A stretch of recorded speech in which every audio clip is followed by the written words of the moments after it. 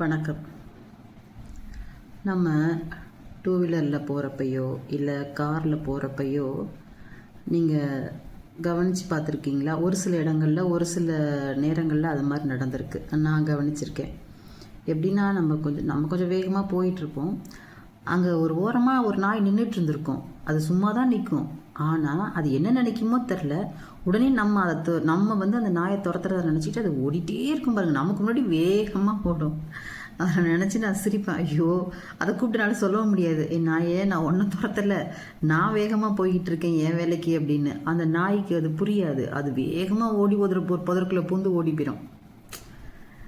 அது மாதிரி தான் நம்ம வாழ்க்கையில் சில நேரங்களில் நம்மளை ஏதோ பிரச்சனை துரத்திக்கிட்டே வர்ற மாதிரி நினச்சி நாம் பாட்டுக்கு ஓடிட்டே இருப்போம். ஐயோ, நம்மளை துரத்துது பிரச்சனை. ஆனால் நின்று நிதானித்து யோசித்து பின்னாடி திரும்பி பார்த்தோன்னா அது நமக்கான பிரச்சனையாக இருக்காது. சிந்தித்து செயல்